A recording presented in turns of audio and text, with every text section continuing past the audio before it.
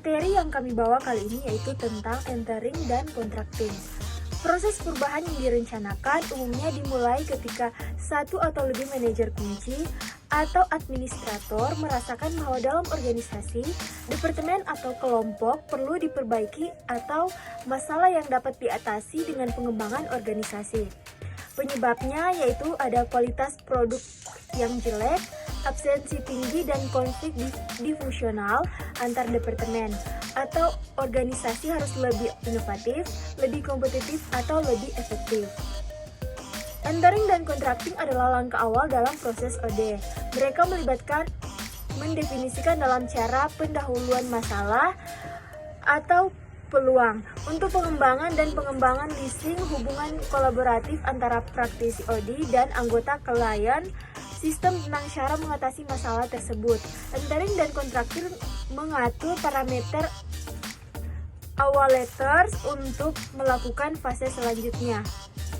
Mendiagnosis organisasi, merencanakan dan menerapkan perubahan, dan mengevaluasi dan melembagakan mereka. Mereka membantu mendefinisikan masalah apa yang akan diatasi oleh kegiatan tersebut dengan ikatan siapa yang akan melaksanakannya dan bagaimana mereka melakukannya.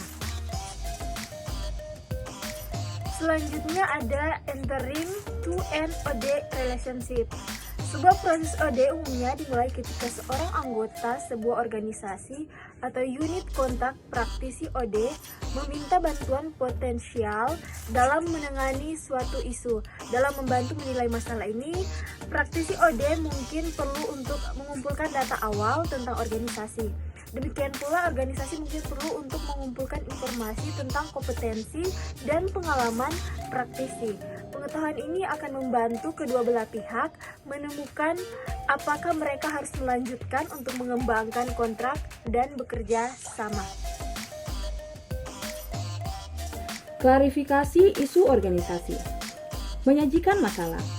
Ketika mencari bantuan dari praktisi OD, organisasi biasanya mulai dengan menyajikan masalah-masalah yang telah menyebabkan mereka untuk mempertimbangkan proses OD. Namun, dalam kasus ini, masalah yang muncul hanyalah gejala dari suatu penyebab masalah. Masalah yang dihadapi organisasi harus diklarifikasi lebih awal dalam proses OD sehingga kegiatan diagnostik dan intervensi terpusat dengan benar. Mendapatkan perspektif yang lebih jelas tentang masalah organisasi mungkin memerlukan pengumpulan data yang terbatas. Data tersebut dimaksudkan untuk menyediakan cukup pengetahuan dasar tentang masalah organisasi untuk memungkinkan kedua pihak membuat pilihan info. Gejala. Masalah yang diajukan hanya gejala dari masalah yang mendasari. Masalah yang dihadapi organisasi atau departemen harus diperjelas awal proses OD sehingga kegiatan diagnostik dan intervensi selanjutnya. Fase diagnosis OD melibatkan penilaian masalah yang jauh lebih luas atau masalah pengembangan daripada yang terjadi selama tahap masuk dan kontrak. Diagnosis juga mungkin menemukan masalah lain yang perlu ditangani atau mungkin mengarah pada mendefinisikan kembali masalah awal yang diidentifikasi selama tahap memasuki dan mengontrak. Ini adalah contoh utama dari sifat yang muncul dari proses OD. Segala sesuatu dapat berubah sebagai informasi baru dikumpulkan dan acara baru terjadi. Kita di sini membahas yaitu menentukan klien relevan. Yang pertama yaitu kekuasaan dan otoritas bekerja. Umumnya klien yang relevan termasuk para anggota organisasi yang bisa berdampak langsung terhadap isu perubahan.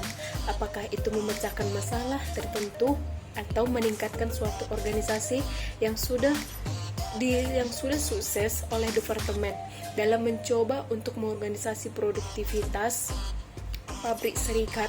Misalnya klien relevan mungkin menyertakan pejabat serikat serta manajer dan personal staf anggota dan lain-lain merupakan klien relevan. Mereka atau wakilnya harus disertakan proses dan masuk dan kontraktor.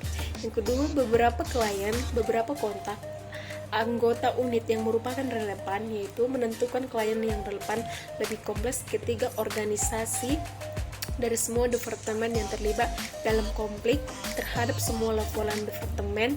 Jika konflik antar departemen melibatkan pemasok dan pelanggan dari luar perusahaan.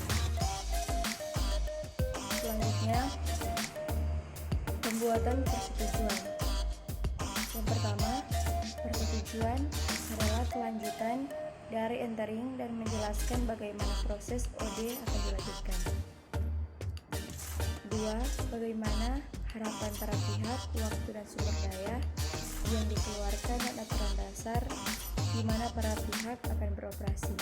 Ketiga, tujuan kontrak adalah membuat keputusan yang baik tentang bagaimana kesepakatan OD. Selanjutnya, elemen kontrak efektif. Langkah kontraktor di OD umumnya membahas 3 bidang utama, yaitu yang pertama menetapkan harapan bersama atau masing-masing pihak mengharapkan untuk memperoleh hasil dari proses OD, waktu dan sumber daya yang akan dikhususkan untuk itu, dan aturan dasar untuk bekerjasama. Selanjutnya yang pertama, saling memberikan harapan yang jelas.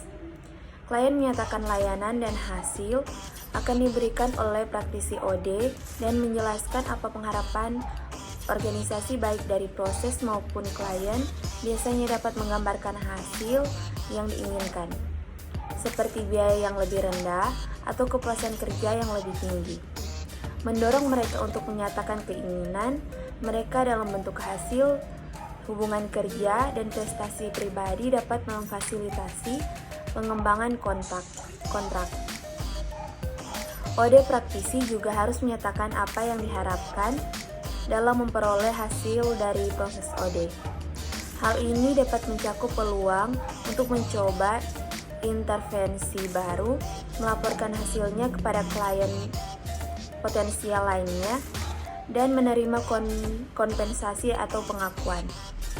Secara keseluruhan, harapan yang jelas di sini yang dimaksudkan yang pertama, dampak yang diberikan, yang kedua, masalah yang ditemukan dari hasil, yang ketiga, keterlibatan stakeholder, dan yang kedua, waktu dan sumber daya. Untuk pencapaian perubahan, organisasi dan praktisi OD harus berkomitmen mengenai waktu dan sumber daya. Harus ada kejelasan tentang berapa banyak energi dan berapa banyak sumber daya akan didedikasikan untuk proses perubahan. Dalam hal ini secara umum dibutuhkan kejelasan mengenai yang pertama, akses ke klien, manajer, dan anggota, dan yang kedua, akses terhadap informasi. Selanjutnya yang terakhir, aturan dasar. Bagian akhir dari proses kontrak melibatkan penentuan bagaimana klien dan praktisi OD akan bekerja sama. Parameter yang ditetapkan dapat mencakup isu-isu seperti kerahasiaan dan bagaimana jika praktisi OD terlibat dalam masalah-masalah pribadi dan interpersonal. Bagaimana untuk mengakhiri hubungan dan apakah praktisi seharusnya membuat rekomendasi atau membantu manajer membuat keputusan.